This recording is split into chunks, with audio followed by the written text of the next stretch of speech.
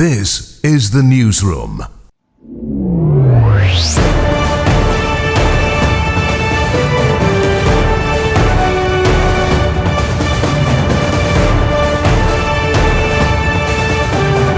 This is the newsroom for Wednesday, May 14, 2025. We're broadcasting to you on E1, SKAR TV, NTN, and TARZEE TV in Bartica. In the headlines, Kaneville teen run over by truck remains hopeful despite slow recovery. By the grace of God and the help of the family, she's okay. And she will be more okay in times to come. Over 4,000 dengue test kits sent to Berbice to contain surging cases. Canadian investigator begins work on Adriana Younge's case. In tonight's feature, we tell you how climate funds offer lifeline amid rising waters in Guyana's Smith Creek. And in sport, ticket sales for Global Super League set to start next week. And West Indies women's coach speak highly of Releanna Grimmond.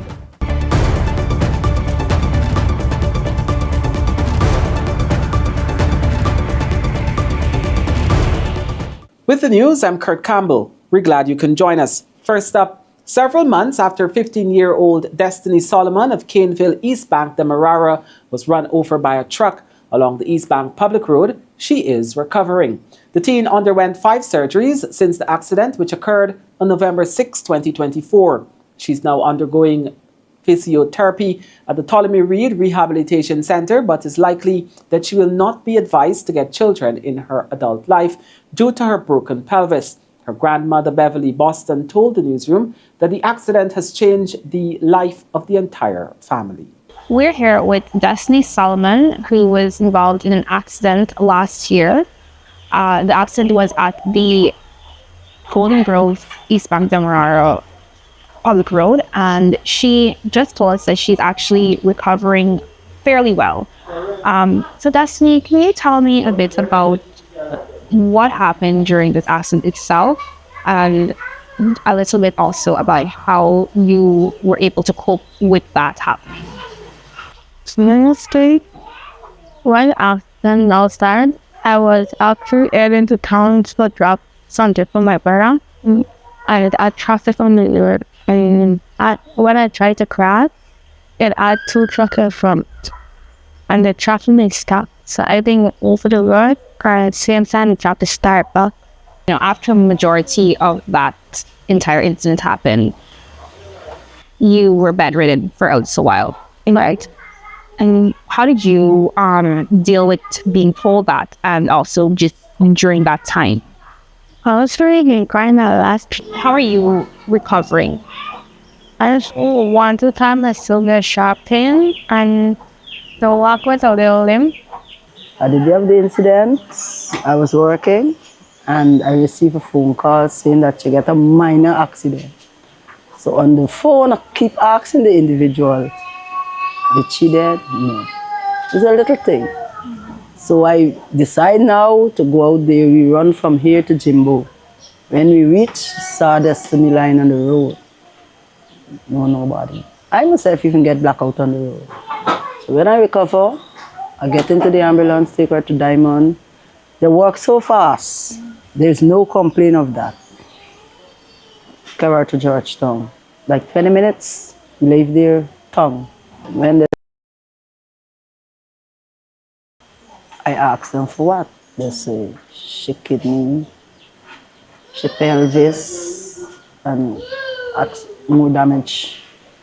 So when they did the CT scan and everything, when the doctor came and showed me the pelvis, it break up so fine that tears come to my eyes. When we go to the station, the police only telling me when Destiny recover, then they're going to know if they're going to charge the man.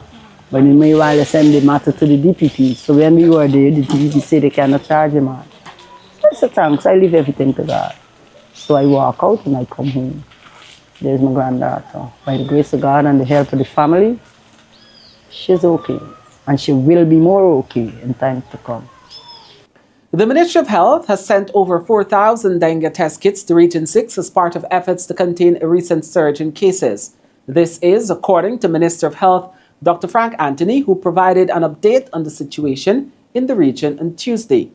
Now, this move also follows the death of 12-year-old Lokesh Ibrahim and a 6-year-old boy from dengue-related complications. Meanwhile, a special team has also been set up with regional and central health officials to monitor the situation. Last week, it was reported that in April alone, Region 6 recorded 332 dengue cases. We have been seeing a set of cases in Region 6, and the ministry has taken a very proactive approach. So we've been working with all the NDCs in Region 6 to be able to control the mosquito population. Every NDC has been given equipment, chemicals, they're doing fogging, they're also doing larviciding, and we have teams now that are visiting every home and looking for containers or stagnant water and advising the people living there on what to do. So that's one aspect of what we're doing. Because of the cases that we have seen, we have increased testing, and we have added a number of sites where testing can be done. Over the last week, we have sent more than 4,000 test kits to Region 6 alone so that they can increase the amount of testing that they're doing. We have a special team comprising of people from the region and centrally that is every day monitoring the situation. And based on where we're seeing cases, positive cases, they're able to respond appropriately. For persons who get sick and need to be hospitalized, we have added additional resources to both New Amsterdam, Skeldon, and Port Moran.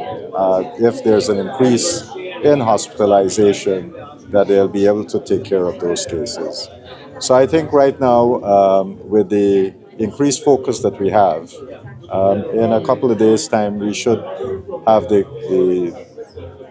situation completely stable. A retired officer of the Royal Canadian Mounted Police, Leonard Makoshan, will officially begin working on the investigation into the death of 11-year-old Adriana Younge. Makoshan arrived in Guyana on Monday night and is expected to lend his expertise to the high-profile investigation, which has drawn national and international attention. His involvement comes in response to repeated calls from the Younge family for international law enforcement to assist with the probe. Attorney General Alal Nandlal confirmed the start of Makoshan's work on Tuesday evening. The gentleman Staff Sergeant of the Royal Canadian Mounted Police, Leonard Makoshan, a very experienced, qualified homicide and suspicious death investigator, has been retained by the government of Guyana and is here in Guyana, has joined and will be joining the police force tomorrow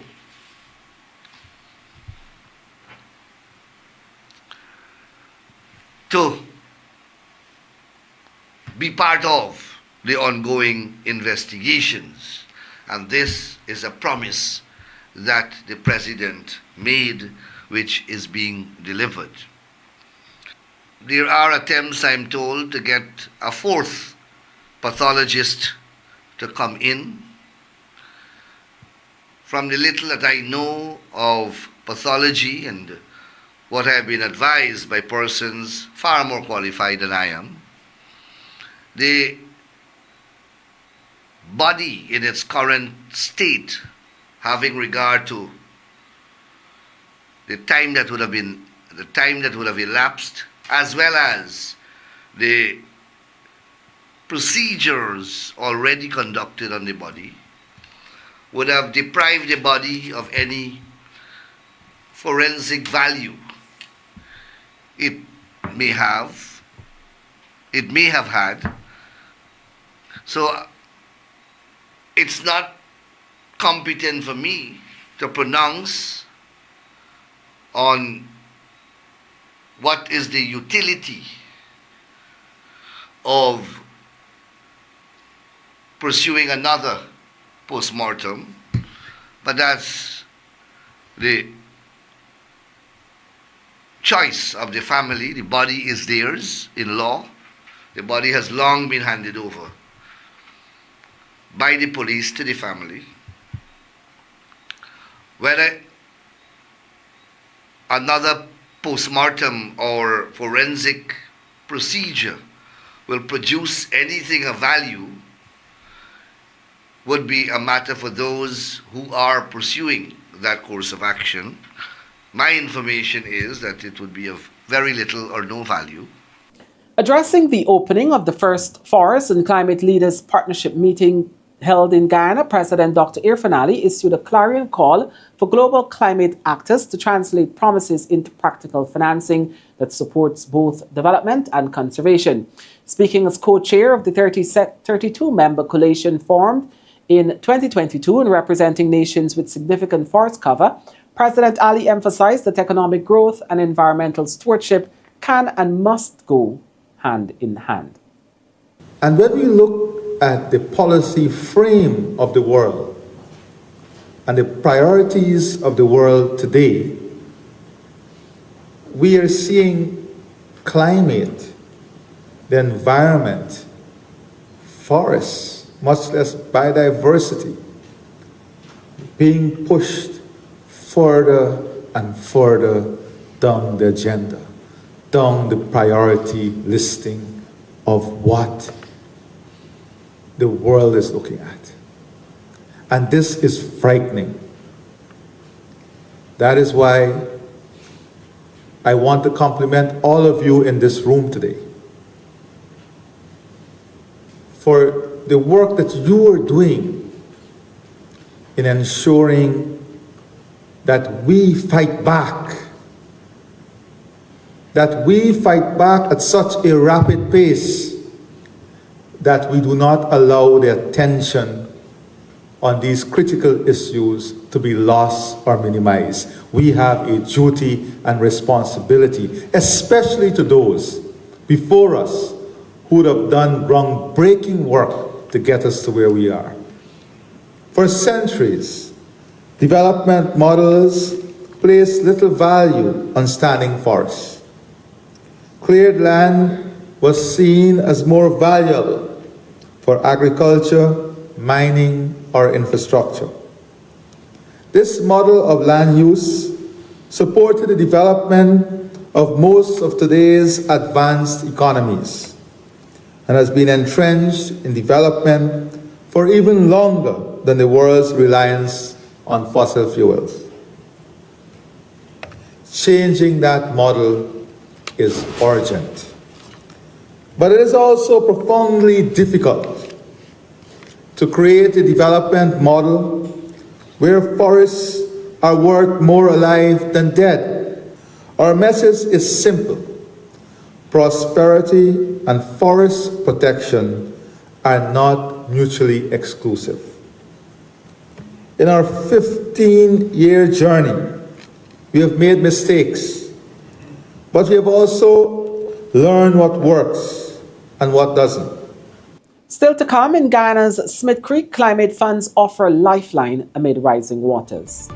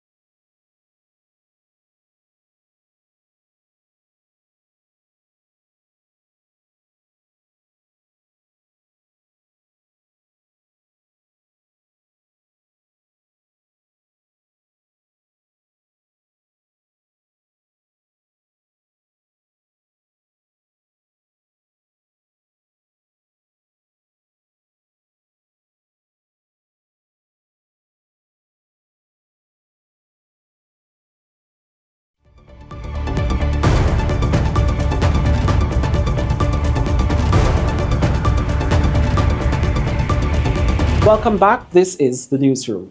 The National Mental Health Project, a collaborative initiative launched on Tuesday, aims to provide a vital mental health support to those in need. The National Mental Health Project features a toll-free suicide hotline 915 to provide confidential support for anyone in crisis or in need of someone to talk to. Secondly, an official website, mentalhealth.gov.gy, that provides access to 24/7 live chat support with trained mental health professionals was also unveiled. Thirdly, an animated series aimed at raising awareness and understanding of mental health challenges such as anxiety, depression, and cyberbullying was also launched. These resources aim to provide confidential help to anyone experiencing mental health challenges. The history of this hotline is in answer to the needs of the persons in Guyana to make mental health services more accessible wherever they are. Public Health Officer in the Office of the President, Jessica Anthony, said the chat platform is equipped with trained mental health support agents.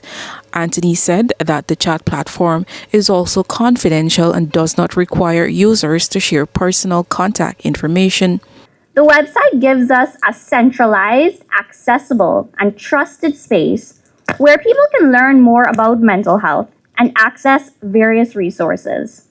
But the part that I am most excited about is the 24/7 chat platform that we have built into this site. Some people prefer to talk about their problems, while some people, for whatever reason, may feel more comfortable to type. The chat platform is equipped with trained mental health support agents.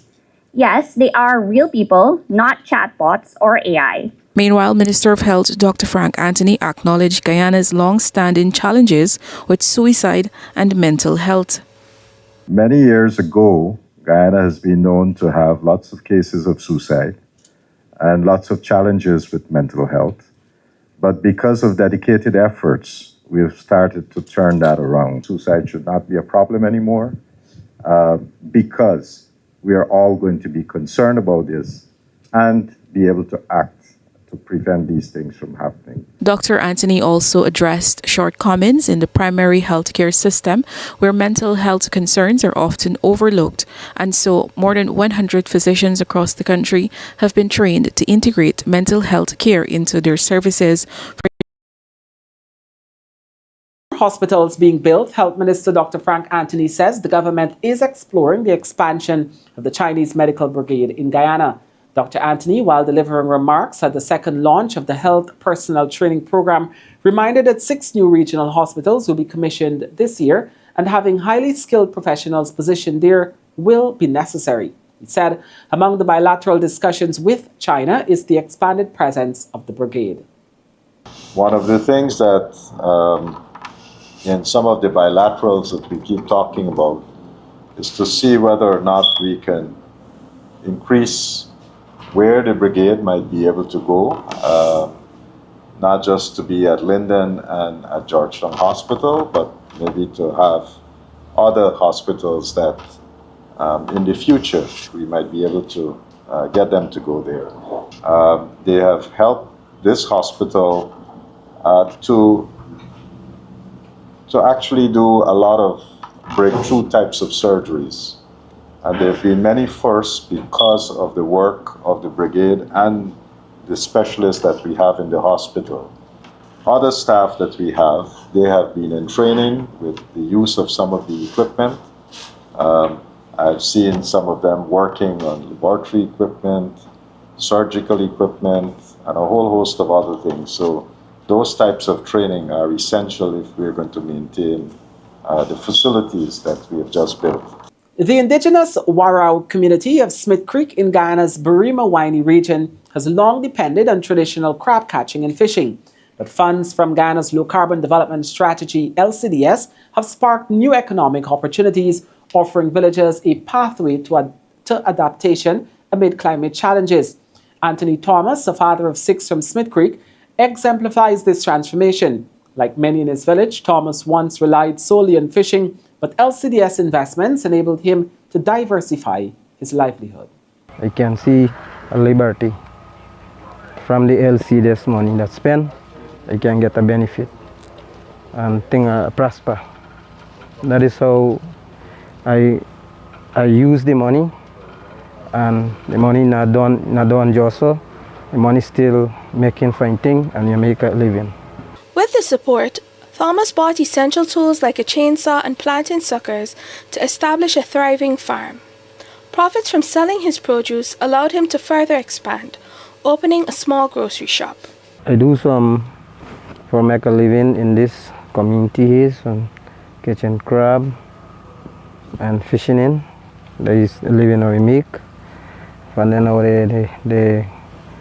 the government improve this land for us, and we get farm, and then we plant and our produce, and we do a little selling, and we make we living a little more easier than was how we went.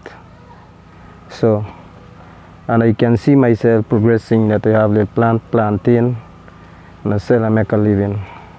After we done plant, and then we harvest the planting them, and we do selling, and we earn a little money, and we open a little shop. It's right there at my place, a little flat shed. Thomas is not alone. Reynald Santiago and his wife, Juanita, also benefited from the LCDS initiative. Government empowered land provided a secure foundation for their home and a diversified farm. We get this place in pool, and we get a farmland, and we plant, and we plant like cassava, edu, ginger, and things like that. At least he helped me a lot. The Santiagos, previously struggling to catch fish and crabs daily, now enjoy food security and greater stability in their living conditions. Before now, we was really struggling with get fish and crab. It's not easy, hard. But this time, somewhat now, at least it eased me up a lot from going catch crab and do little farming. And now we're getting something for it actually every day. I had a old house there. Well, I tell myself, well, this is in my life, this is the last house me make. I mean, again, it was so come. So come the government, we get a new government, and so come so we hear some money coming for the community. We say, well, I'm glad we get a house again. Because we not expect me like, because the way how we going through, like we not getting the financial side who do a better living. Right now, by my house there, in the water and all too, the water just coming and going, and just destroy the whole, the foundation and everything. But we thank government somewhat in police, now we're in the dry. Climate change, however, remains a formidable challenge. Rising rivers and intense erosion have forced Smith Creek residents to adapt quickly. Sherman Lewis, CDC chair, highlighted how the village pivoted from initial plans for a large-scale farm due to flooding concerns. First, it was proposed as a farming project, do 100 acres.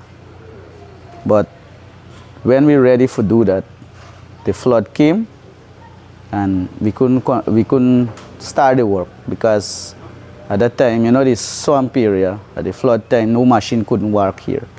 So that is how come we had a change of projects. Instead of going farming, we now go into, like, we call it housing, but it was just to help to a certain part in providing what the resident would not afford.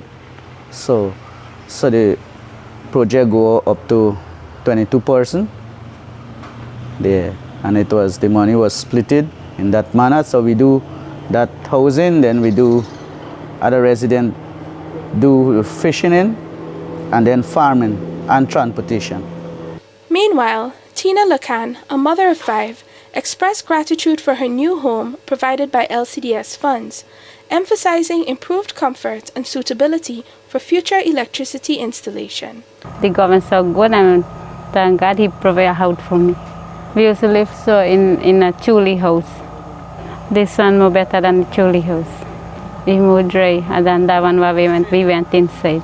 We got big space, we just move around inside that, and the one where we went inside more small.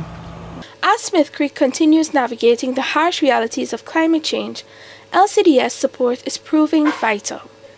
The community, grateful yet realistic, calls for sustained assistance and help with subsequent planning to secure its future. Daniel Swain for the Newsroom. When the newsroom returns, the financial, weather and bridge reports along with sport news. Stay with us.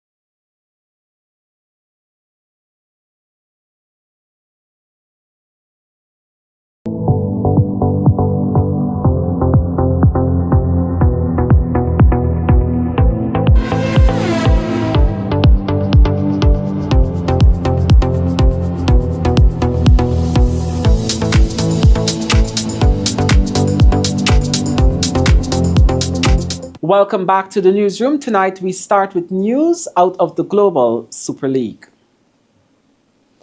Fans eager to witness the second edition of the ExxonMobil Global Super League will have their chance to secure tickets starting next week, according to the league's commercial and marketing director, James Stewart. In an interview on Wednesday, Stewart confirmed that preparations are in their final stages for the commencement of ticket sales. A key focus remains on maintaining affordability for spectators, with the modalities of various ticket packages currently being fine-tuned to cater to different preferences. The tournament is scheduled to run from July 10 to the 18th, with all 11 matches set to be played at the National Stadium in Providence. 4 of the 5 confirmed teams for this year's competition have been revealed. The home side Guyana Amazon Warriors, New Zealand's Central Stags, Australia's Hobart Hurricanes, and the defending champions Rangpur Riders from Bangladesh. The identity of the 5th team is expected to be announced in due course. So soon tickets are going to be releasing. What are the prices? Very reasonable prices you guys had in the initial year. That would remain the same. Yeah, I think one of the great things about this tournament is it allows us to make an offer where it's very affordable for families to if you're, let's say, a family of 6 or family of 4, you can there's the opportunity to price some of the games where it's extremely affordable to bring your family to see some of the world's best cricketers and absolutely top flight global T20 cricket. So that's one of the things you'll see when we release the ticketing. We're really keen to make it very, very accessible for families and give people that maybe hitherto haven't had the opportunity to come, to make it really, really accessible. So that's certainly a plank there. I think you'll see look, we're just finalising the launch dates, but we're going to, in all likelihood, go on sale next week. We're just crafting, again, to your point, the proposition of when we go on sale, maybe we can offer some special early bird, promotion for people who, want to buy tickets early, that we're really giving back to the fans and delivering value to the fans. So look forward to that announcement next week. We'll be in touch. But yeah, no, we're excited. This should be one. It's Guyana, we've got to bring the party in the evening, but we've got all those morning games as well, and I think we really want to create a great atmosphere to come to those morning games and, experience, top flight cricket. West Indies women's head coach has signalled out promising Guyanese all-rounder Releanna Grimmond as a player with a bright future after her maiden call-up to the squad for the upcoming tour of England. The 20-year-old Grimmond, one of 6 Guyanese players in the touring party, has made a strong impression after strong performances in the regional Super 50 and T20 tournaments. Grimmond's inclusion marks a significant step in her burgeoning career and offers her a valuable opportunity to gain international exposure against a top opponent. The West Indies women are set to take on England in a white ball series later this month. Really impressed with how she's gone, and she's come to our camps for a year or 2 now since I've been here. She has some real good attacking abilities and a beautiful swing of the bat, and hits the ball really hard, which obviously gives you a chance to score and spread the field and then get your singles and make big scores. She opened in some camp games here, opened the batting some T10 games, T20 games, and I remember one game she got 40 out of 30 balls and really destroyed the opposition bowling. And I think that confidence, last year she had a pretty poor regional tournament, and it really looked like she was within her shell, not backing her own skills, also not looking to score, just looking to not get out. Where this year there was a big change in her approach, particularly after getting a good score first up. She really opened her shoulders up and looked to score and punish the bad ball, and that was the most impressive part of it. And playing spin, she actually can really play spin well. We've done a lot of work on sweeping. She didn't get the sweep shot out that much this regional tournament, but she can sweep well. She can hit through the offside, so she can open up both sides of the ground. She can hit over the top if need be. So she's got all the skills and all the attributes to move into that next level. And having a great tournament like this is a great building block for her to really push for the senior team over the next few years, and we're going to keep nurturing her and keep giving that opportunity to get better. But yeah, really impressive. The Guyana Mixed Martial Arts Federation has ushered in a new era, announcing the results of its emergency general elections last month. The polls saw full participation from the Federation's recognized member clubs. Jason Fraser, Vice President of the Pan-American Confederation, ensuring a transparent and credible outcome, oversaw the election process. The newly elected Executive Committee, set to serve from 2025 to 2028, features Michael Singh as President, Roland Fanfair as First Vice President, Alyer Williams as Second Vice President, Dr. Sawan Jagnarain as the Third Vice President, Rebecca Ganish as the General Secretary, Ryan Curtin as the Treasurer, John Campaign as the Technical Director, while a Public Relations Officer will be announced soon. An overseas-based franchise with ownership linked to an Indian Premier League team will likely be the fifth and the final participant in the upcoming ExxonMobil Guyana Global Super League, scheduled from July 10 to the 18 at the National Stadium in Providence. The four confirmed teams for the 2025 edition are the home side Guyana Amazon Warriors, New Zealand's Central Stags, Australia's Hobart Hurricanes, and the defending champions Rangpur Riders from Bangladesh. James Stewart, Commercial and Marketing Director of the league, who addressed the subject in an interview with Newsroom Sport on Wednesday, raised the possibility of an IPL-owned franchise joining the tournament. Stewart indicated that a top overseas franchise will fill the final spot, responding to a question regarding the prevalence and potential inclusion of a team owned by an IPL franchise. How has that gone to attracting, I guess, some of the more established franchises, like, for example, in South Africa, they're about probably the Indian satellite teams to come and participate in this league? Yeah, right. No, that's a good question. Like I said, I think, the cricket community is actually quite a small community, and the experience that the teams had last year, I mean, the Guyanese people are very hospitable people, and everyone really rolled out the red carpet. So I think the players had a really amazing experience. That word of mouth, and the coaching staff, because we had some big name coaching staff there actually last year. If you look at David Hussey and whatnot from Victoria, that word of mouth got around the cricket world, and I think it made it a lot easier for us to get the teams in. And if you look at what's already been announced, you've got the Big Bash winners from Australia, which I think is a big coup, and the endorsement of Cricket Australia for the tournament. You've got from New Zealand, obviously another very strong cricket country, got their winners, and you will have seen recently how excited they are to be part of it.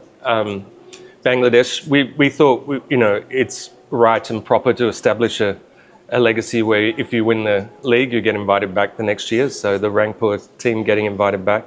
And there's one more team that will be announced this week, which is, to your point, more directly to your point, is one of the global T20 franchises who were victors in one of the major leagues.